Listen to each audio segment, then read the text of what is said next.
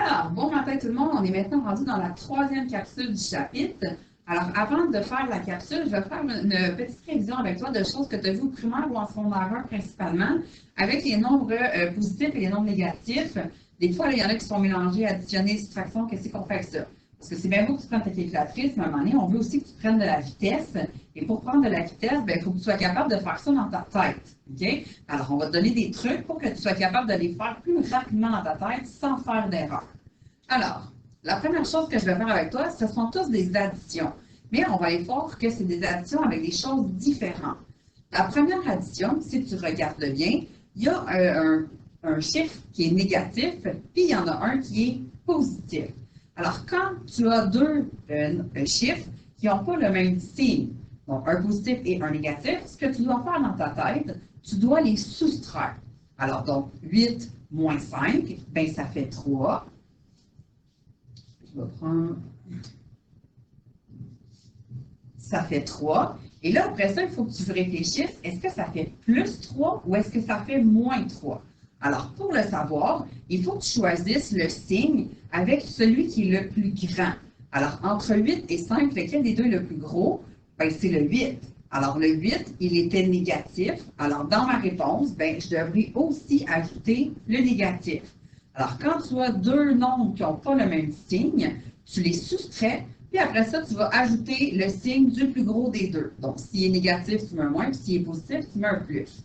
On fait justement ça dans le deuxième exemple. Hein? Tu vois ici, on fait encore une addition avec deux nombres ou deux chiffres qui n'ont pas le même signe. Alors, tu les soustrais. 6 moins 3, ça fait 3. Et là, pour savoir est-ce que ça fait plus 3 ou est-ce que ça fait moins 3, bien là, tu vas aller regarder le plus grand des deux. Alors, le plus grand, c'est le 6. Le 6, il est positif, donc ma réponse, elle sera positive. Là, c'est sûr que ça a l'air long quand je te l'explique, mais c'est le genre d'affaire que dans ta tête, là, il va falloir que tu t'habitues à ce que ça soit rapide. Le dernier, là, je fais une addition, mais si tu remarques bien, ce sont deux nombres ou deux chiffres, ça va dépendre des exemples, et là, les deux ont le même signe. Alors, les deux sont négatifs. Alors, à ce moment-là, qu'est-ce qu'on fait? On les additionne. Alors, ça fait 14. Et après ça, on met le signe de ces nombres-là. Alors, les deux étaient négatifs, bien, ma réponse sera négative. Si tu veux, tu peux aussi t'aider avec un exemple qui est plus comme dans la vie de tous les jours. Alors, si par exemple, tu dois 10 à un ami, puis que tu dois 4 à un autre ami, bien, en tout, tu dois 14 hein? Tu as encore une dette. C'est juste qu'on a regroupé ta dette ensemble. C'est pour ça que c'est encore négatif, mais je les ai additionnés, puis ça reste une dette, donc moins 14. Évidemment, tu auras remarqué ici qu'on n'a pas mis les exemples que tu fais depuis le primaire. Par exemple, 2 plus 3. C'est ça, tu es capable de faire ça rapidement dans ta tête, mais ça fonctionne quand même. Hein? Si je prends le truc que je viens de t'expliquer, on les additionne, donc ça ferait 5. Là, ben, je dois prendre le signe de ces nombres-là ou de ces chiffres-là. Fait que les deux sont positifs. Fait que c'est normal que ma réponse soit positive. Donc ça, c'est le genre d'affaires que tu fais depuis le primaire. Mais les règles, que ce soit négatif ou positif, ça fonctionne pour les deux quand même. Maintenant, je m'en vais dans la soustraction. On va aller voir que là, pour calculer la soustraction rapidement dans notre tête, il va falloir les transformer en addition pour faire le même principe qu'on vient de voir. Alors, la première chose que je fais, je transforme la soustraction en addition, puis je transforme le 5, il était positif, je le transforme en négatif. Et là, si tu remarques bien ici, là, ça ressemble à quoi? Ça ressemble pas mal à ce qu'on a fait tout à l'heure. Hein? Alors, quand ils ont le même signe, le truc pour les calculer plus rapidement, c'est quoi? Bien, je les additionne. Donc, ça fait 13.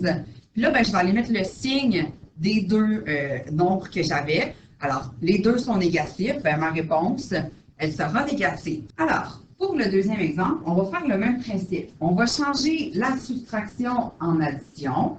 Donc, ça va devenir un plus.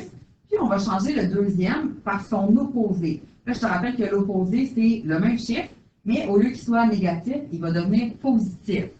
Donc, au lieu de moins 3, bien, ça devient plus 3. Là, je n'ai pas besoin de mettre nécessairement un autre plus, parce que à un moment donné, ça fait trop de signes.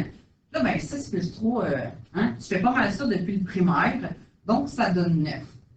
Je Je vais te donner un deuxième truc quand ça t'arrive. Des fois, ça va aller plus rapidement.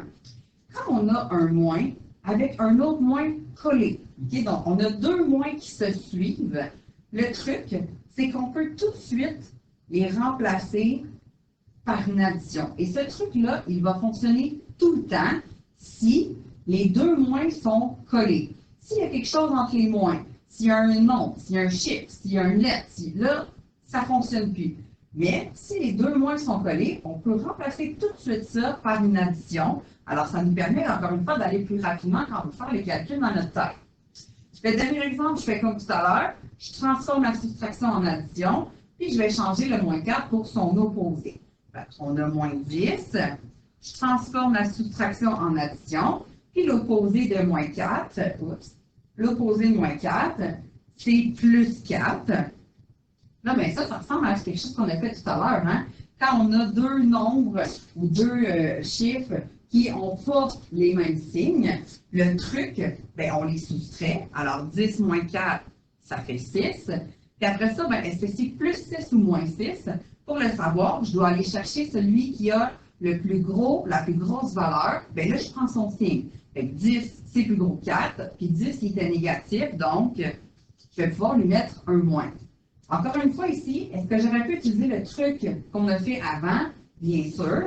Alors, j'aurais pu tout de suite ici transformer le moins et le moins avec une addition. Là, bien, moins 10 plus 4. Peut-être que tu es déjà capable de faire ça dans ta tête. Tant mieux. Sinon, bien, l'autre chose que vous pouvez faire, donc ça, c'est vraiment les trucs pour les calculer plus rapidement dans ta tête. Évidemment, vous avez droit à votre calculatrice. Donc, vous pouvez les pitonner sur votre calculatrice.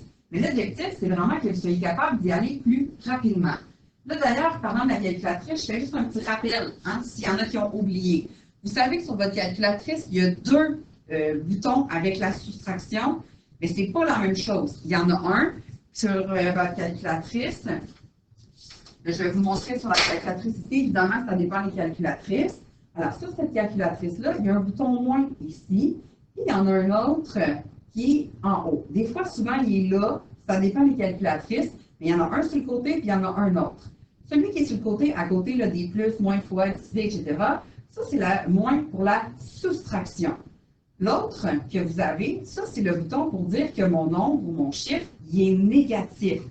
Alors, ici, quand je veux calculer ça, bien, par exemple, moins 10, pour calculer ça correctement, il faut que je prenne le moins pour dire que le 10, il est négatif. Donc, je prendrais ce moins-là, là, je ferais 10 après. Alors que ici, quand je veux faire une soustraction, bien là, il faudrait que je prenne le bouton soustraction. Alors ça, assurez-vous de connaître et de comprendre comme il faut la différence entre les deux moins. Si jamais ce n'est pas clair ce que je vous dis ou que vous autres, votre calculatrice n'est pas comme ça, vous pouvez lever la main, on va venir vous voir et on va regarder avec vous. Mais assurez-vous de comprendre comme il faut les deux pour ne pas vous mélanger. Maintenant que j'ai fait cette révision-là avec toi pour essayer de te pratiquer à faire du calcul dans ta tête plus rapidement, bien, je vais aller faire un exemple. Dans la capsule 2 que vous avez fait avec Jean-René, vous avez appris à trouver un terme à un rang quelconque. Moi, ce que je vais faire avec vous aujourd'hui, c'est le contraire. Je vais te demander un terme, à quel rang est-ce qu'il se situe? Pour pouvoir faire ça, évidemment, on n'aura pas le choix. Il faut encore une fois trouver la règle. Alors, dans cet exemple-là, c'est ce qu'on va faire tout d'abord. Alors, moi, j'aime bien numéroter mes choses pour que ça soit clair. Tu n'es pas obligé, mais c'est plus clair, c'est plus précis ce que tu dois faire. Alors, la première étape, on doit trouver la règle. La règle, je te rappelle que ça commence avec T est égal. Là, bien ici, là, te rappelles-tu, hein, on a besoin de la régularité. C'est ce que tu trouvais en rouge. Encore une fois, tu peux te mettre des couleurs si toi, ça t'aide. Alors, la régularité ici, bien, à chaque fois, qu'est-ce que je fais pour aller de moins 100 à moins 90, de moins 90 à moins 80, et etc. Là, c'est sûr que c'est des nombres qui sont négatifs. Alors, des fois, ça peut vous mélanger. Mais c'est pas grave. Hein? Avec le truc qu'on a appris en haut, bien, tu peux peut-être y arriver et t'aider. Alors, entre les deux, moi, je te le dis, puis après ça, je vais te le montrer pourquoi. Je sais que je dois faire plus 10. Comment j'ai fait pour le trouver si jamais toi, tu as de la difficulté? Bien, ici, on a moins 90, puis je veux savoir si je recule. Et là, pourquoi est-ce qu'il y a un moins puis un moins? Bien, parce que si je veux reculer, il faut que je soustrais, mais je soustrais quelque chose qui était déjà négatif. C'est pour ça qu'il y a deux petits moins. Là, je te rappelle en haut le truc. Qu'est-ce que je t'avais montré? Bien, quand on a deux moins comme ça, qu'est-ce que je peux faire pour les transformer? Je peux les transformer en addition. Là, bien, moins 90 plus 100. Là, si toi, tu as de la misère, tu peux le laisser comme il était. Donc, tu peux le laisser comme ça. Puis, tu peux aussi te faire le truc comme ça. Puis là, bien, tu te rappelles, hein? On transforme ça en addition. On change ça. Tu vois, hein? Ça donne la même chose. Alors, que tu fasses tout de suite la transformation du moins et moins en plus ou que tu fasses la transformation avec l'addition puis l'opposé, ça revient exactement au même. Là, je vais les enlever juste pour me laisser de la place tantôt pour être sûr d'avoir assez de place pour faire mes calculs. Et là, ben, vérifie si ça fonctionne. Est-ce que c'est vrai qu'ici, je rajoute 10? Bien, n'oublie pas de vérifier aussi pour l'autre. Et là, tu peux le voir aussi avec de l'argent. Hein? Si tu avais une dette de 100, quand tu es rendu avec une dette de 90, ben, c'est parce que tu as donné 10 $ à la personne. Fait que ta dette, bien évidemment, elle est plus petite. Bien, si tu continues, bien, un moment donné, tu n'en auras plus de dette. Donc, tu continues de rembourser et de donner de l'argent à la personne là, à qui tu devais de l'argent. Donc, ça, je te rappelle que c'est ce qu'on met en avant du R, hein, du rang. Là, on avait besoin aussi hein, du rang 0, te rappelles-tu? Ça, c'est ce qu'on prenait en mauve. Alors, au rang 0, bien là, il faut que je recule. Alors, si je recule, je fais le contraire de la régularité. Alors, je dois enlever 10. Alors, si j'en enlève 10, on est rendu à moins 110. Ça, c'est ce que tu mettais ici dans la règle. Là, je vais les séparer là, juste pour être sûr que tu ne te mélanges pas. Alors, ma première étape, c'est tout le temps de trouver la règle. Une fois que tu l'as trouvé la règle, ta deuxième étape, là, c'est d'aller trouver ce qu'on m'a demandé. Alors, ce qu'on m'a demandé, c'est le rang du... en fait, à quel rang se trouve le terme 190? Et là, pour faire ça, tu vas voir qu'on aura besoin de l'algèbre. C'est pour ça qu'on a fait au début 2 chapitres d'algèbre. Il faut vraiment que tu commences à être bon et bonne là-dedans parce qu'on va les utiliser, ces trucs-là d'algèbre. Alors, la première chose que tu fais, tu écris la règle que tu as trouvée.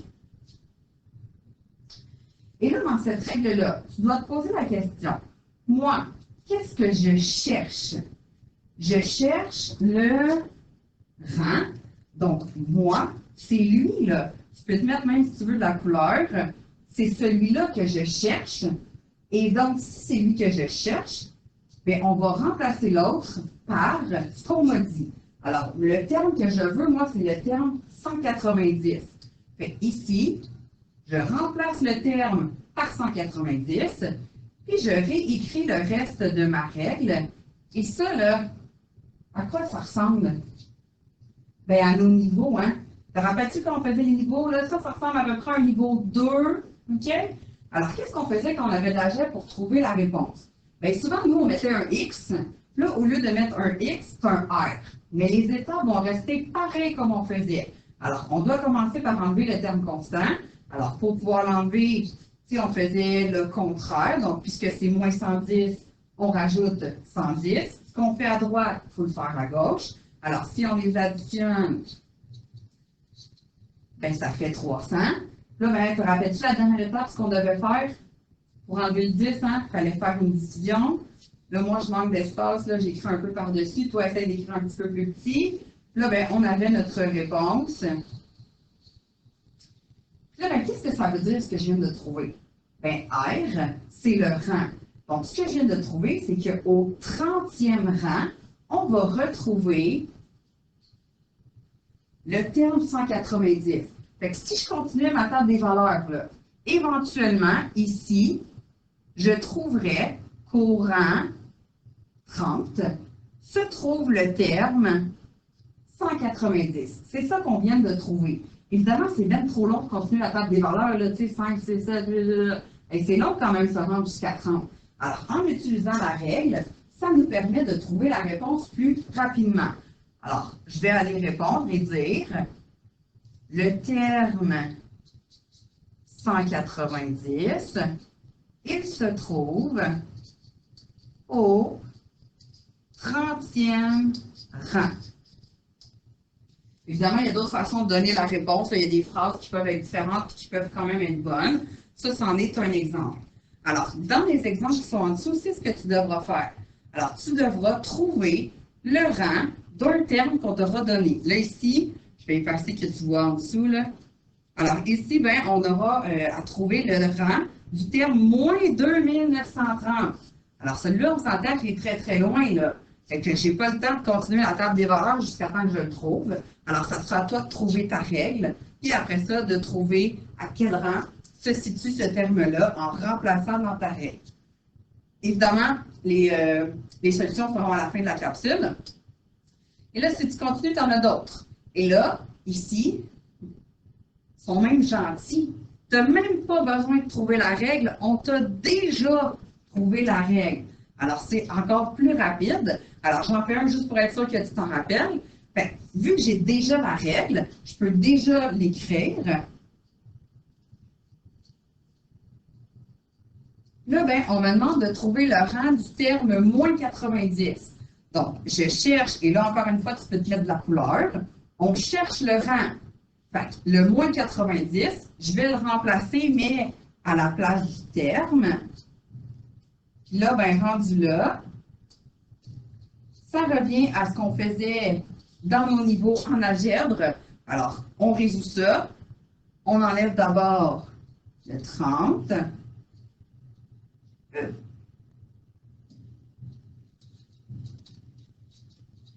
Là, ben, ensuite, on enlève le moins 10. Et là, hein, faites-vous pas piéger. N'oubliez pas de diviser avec le moins également. Et là, je te rappelle que le moins et le moins, quand on les divise, ils s'annulent, ça fait un positif. Même chose de l'autre côté, hein? Ça s'annule. Les moins aussi deviennent positifs. Fait que tout ce qui te reste à faire, c'est donner le rang. Et ça donne 12. Donc, le terme moins 90, il se situe au 12e rang. N'oublie pas de juste faire ta petite phrase pour donner ta réponse.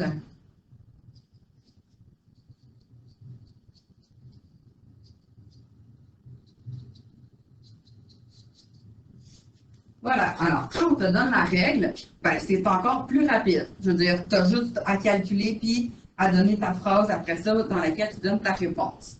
Là, les numéros continus, je te laisse les essayer. Et même que tu en as d'autres des exercices. Alors, tu devras faire toute cette page-là et toute cette page-là, donc jusqu'à la page 70. Alors, tous ces exercices-là, ce sera à toi de les compléter. Je vais mettre le solutionnaire à la fin. Et évidemment, si tu as des questions, s'il y en a là-dedans là, qui n'est pas clair, ben, tu as juste à lever la main et on va aller te voir. Bonne journée!